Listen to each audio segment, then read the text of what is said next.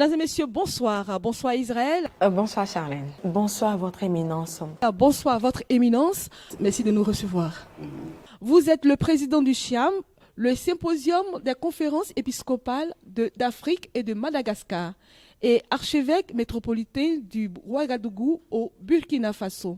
Votre éminence, quel est l'intérêt du SHIAM de participer à la conférence épiscopale de la CEDEAO? Comme vous le savez, à l'Assemblée spéciale pour l'Afrique du Sud-Nord, célébrée en avril 1994, une option pastorale fondamentale a été prise en présence du pape Jean-Paul II, à savoir bâtir une église de type familial. C'est l'option pastorale fondamentale pour toutes les églises d'Afrique et Madagascar. Donc, si l'église est une famille, comme le dit un adage de la savane africaine, à la palabre de famille est convié tout membre de la famille. Au travail de famille doit s'impliquer tout membre de la famille. Donc il est tout à fait normal que le symposium des conférences épiscopales d'Afrique et de Madagascar, qui est la fêtière de toutes les conférences épiscopales régionales, nous en avons 8, parce que pour ceux qui ne le savent pas, le SHIAM regroupe 38 conférences épiscopales nationales ou interterritoriales organisées en 8 régions. Donc c'est la plus grande région qui se réunit ici en Afrique de l'Ouest, à savoir les pays de la CEDEAO, les 16 pays de la CEDEAO, ECOWAS. Et donc c'est l'entité la plus importante qui regroupe près de 150 évêques. Donc il est tout à fait normal que le SHIAM se rende visible et manifeste sa proximité et surtout sa communion et son union avec cette entité comme importante du symposium de la conférence épiscopale d'Afrique et de Madagascar. Donc notre présence ici, nous sommes 3 du conseil permanent, le président, le responsable du CEPAX, communication sociale, et le trésorier intérimaire, un évêque ghanéen. C'est dire l'intérêt que nous portons à cette rencontre comme importante, non seulement pour la sous-région ouest-africaine, mais pour l'ensemble de l'Église famille de Dieu en Afrique. Au cours des propositions faites lors des différents rapports, il a été question de s'appuyer sur votre organisation, le SHIAM, pour porter le message et les recommandations de l'Église à l'UIA. Comment accueillez-vous cette proposition? Bon, nombreux sont les défis auxquels sont confrontées les églises particulières, c'est les diocèses d'Afrique et de Madagascar. Vous prenez de point de vue pastoral ou de point de vue sociopolitique, nous avons de sérieux défis à relever. Au niveau ecclésial, on n'a pas tout listé, tous les défis, mais nous référons à l'Assemblée spéciale pour l'Afrique du Sud-Nord, consigné dans Ecclesia in Africa, l'Église en Afrique. Vous avez la priorité des priorités pour toutes les régions, toute l'Afrique, c'est l'évangélisation. Avec des sous-thèmes majeurs qui n'ont pas pu être listés dans son intégralité. Quand vous prenez le problème de l'inculturation, le problème du dialogue interreligieux, il y a eu des suggestions dans ce sens. Le problème justice et paix, le problème des médias. Voilà, donc autant de défis pastoraux auxquels l'Église doit faire face. À côté de cette dimension évangélisation qui est la priorité des priorités, vous avez aussi des problèmes sociaux.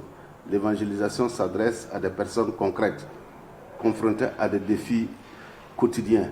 Donc l'évangélisation doit tenir compte de cela. Nous sommes préoccupés par les questions sécuritaires, par exemple, dans le Sahel, ici au Nigeria, Boko Haram, c'est un problème de taille. Il y en a qui ont évoqué d'autres problèmes, la santé, l'environnement. Pardon? L'environnement, le climat, comment protéger notre environnement, notre maison commune, etc. L'injustice également. Donc les défis sont nombreux, on les a évoqués. Maintenant, la mise en œuvre dépendra de chaque région, de chaque diocèse. L'ingéniosité avec laquelle chaque église diocésaine devrait s'investir pour arriver à des résultats tangibles en faveur de nos populations. Alors, au cours de la conférence de l'archevêque de Cape Coast, Monseigneur Palmer Buckle, qui a proposé aux évêques de s'approprier le document de Kampala. De quoi est-il question dans le document de Kampala et pourquoi est-il si important aux évêques de s'imprégner de ce document? Comme vous le savez, le SHEAM a été fondé le 31 juillet 1969 lors de la visite historique du pape Paul VI en Afrique. C'était la première visite d'un pontife romain, d'un pape sur la terre africaine, à Kampala, en 1969. C'est à cette occasion que les évêques ont voulu s'organiser et être une seule voix. Vous savez que le Concile Vatican II s'est déroulé à Rome de 1962 à 1965. Les évêques africains étaient très peu nombreux et dans la plupart des capitales, il y avait des Européens comme archevêques. C'est après cela vraiment, avec le mouvement des indépendances, que l'africanisation du clergé s'est réalisée progressivement. Donc, 1969, 2019, 50 ans. À l'occasion donc du 50e anniversaire de la célèbre création du SHEAM, Symposium des conférences épiscopales d'Afrique et de Madagascar, les évêques ont voulu adresser au peuple de Dieu une exhortation. Et c'est cette organisation qui est appelée document de Kampala. Ce n'est rien d'autre qu'une exhortation pastorale qui resitue un peu la mission essentielle de l'Église, à savoir l'évangélisation, et en soulignant, autant que faire se peut, les défis majeurs auxquels est confrontée notre Afrique. Donc c'est un document pastoral, une exhortation pour, comme le dit le document, pour rendre notre Afrique, pour créer une Afrique nouvelle, si vous voulez. C'était le titre d'un journal avant les indépendances, ou les premières années des indépendances, après les années 69. Et pour créer cette Afrique nouvelle, nous souhaitons que cette Afrique soit davantage centrée sur Jésus, centrée sur l'Évangile. C'est fondamental. Ce sera la source même de la foi chrétienne. Une Afrique nouvelle, une Afrique davantage centrée sur Jésus-Christ, une Afrique davantage centrée sur l'Évangile. Alors, partant de là, il y a des interpellations fortes par rapport à tout le monde, les évêques, le clergé, les leaders politiques, toute la communauté chrétienne, les consacrés, voilà, tout l'ensemble du peuple chrétien est interpellé dans ce document qui n'est rien d'autre qu'une exhortation pastorale pour une Afrique nouvelle, une Afrique qui va toujours de l'avant, d'Ukinaltum, jamais en arrière, toujours en avant, grâce à Jésus et à son évangile. Voilà un peu succinctement l'objectif ultime de ce document, dit document de Kampala, que nous voudrions donc faire connaître par toutes les composantes de notre Église famille. Et c'est heureux que Monseigneur Charles Buckle ait pu prendre en compte cela dans son exhortation. Et nous allons célébrer à la dernière semaine de juillet prochain à Accra la 19e assemblée plénière du SHEAM. Ça sera une assemblée d'élection. On va renouveler les instances du SHEAM et nous allons certainement revenir sur certains aspects fondamentaux de ce document dit de Kampala en vue d'une Afrique vraiment renouvelée grâce à Jésus et à son évangile pour le bonheur de nos peuples et pour la construction du royaume de Dieu. Alors, il est demandé aux évêques justement de s'approprier ce document. Est-il prévu un plan de communication pour faire, pour faire connaître ce document? Alors, ce document est disponible en 3 langues. En anglais, nous avons 3 langues au SHEAM. La langue la plus parlée, la plus importante, c'est bien entendu l'anglais. Prenez le Nigeria seul qui a 57 diocèses. Voilà, donc, l'ensemble, le SHEAM regroupe 505 diocèses. Et le Nigeria tout seul a 57 diocèses. Et ils attendent à avoir d'autres diocèses en plus. Donc c'est tout à fait normal que nous puissions. Et nous avons imprimé déjà le texte dans les 3 langues, en anglais, en français et en portugais. Et nous avons essayé de ventiler cela dans toutes les conférences épiscopales.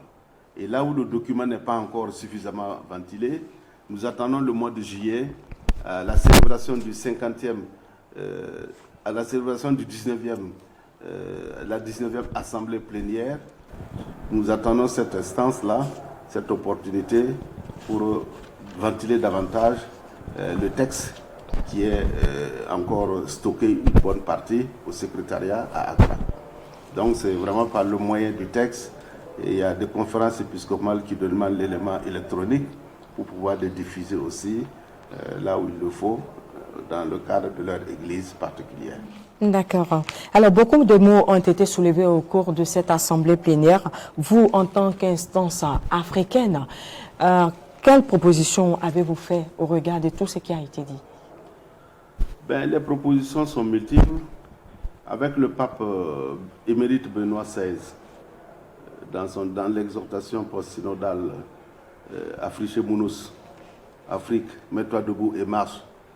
Voilà, donc le mot clé qui peut conclure tout cela, c'est l'espérance. L'Afrique est confrontée à une série de problèmes, tant spirituels que pastoraux, et en même temps des problèmes sociopolitiques de grande taille, de très préoccupants.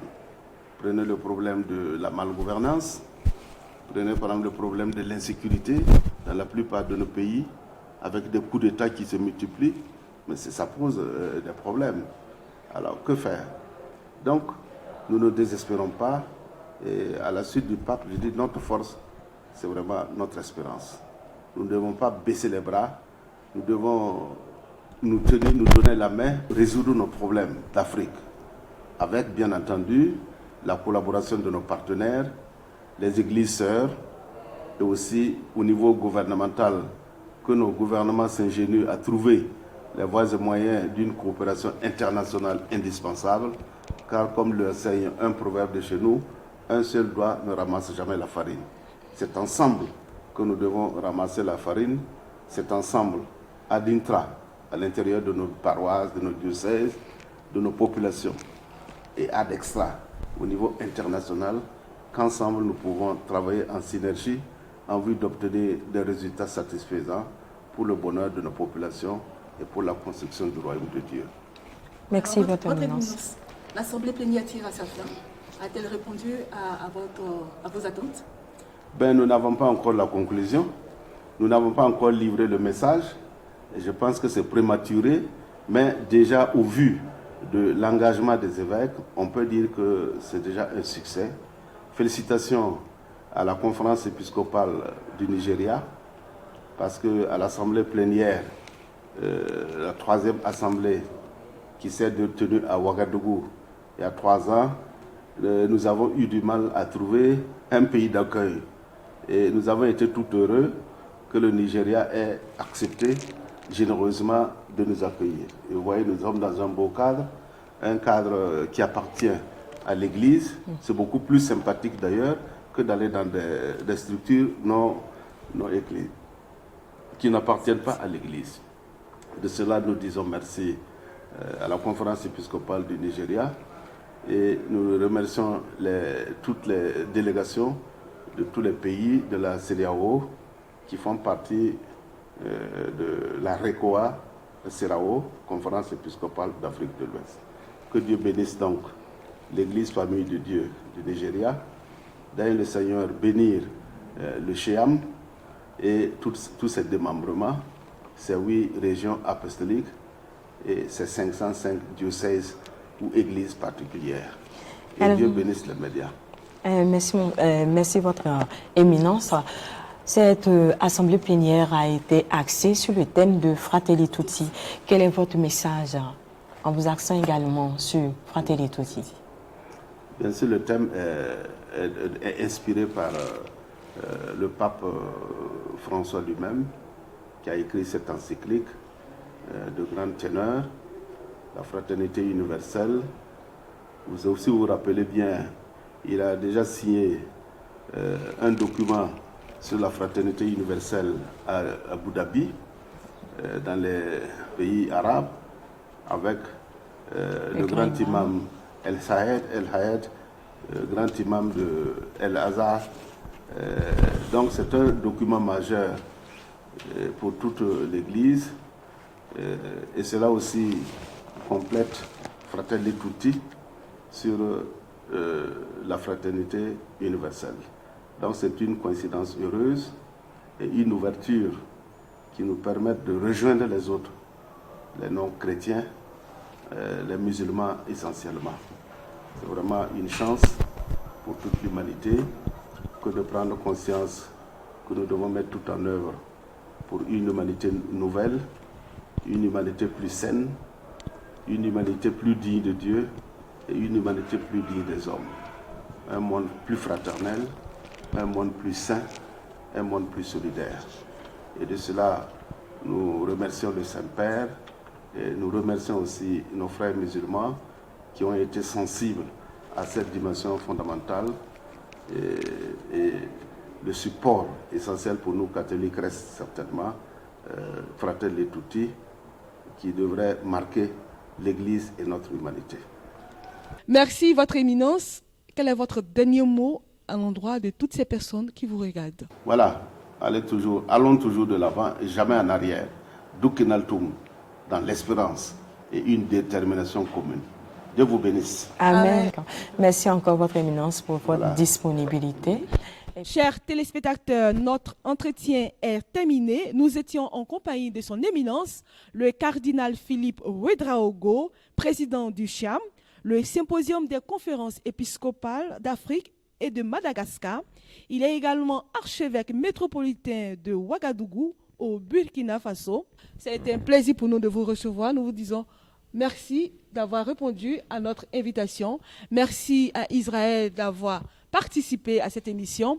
Chers téléspectateurs, nous vous disons au revoir et à très bientôt.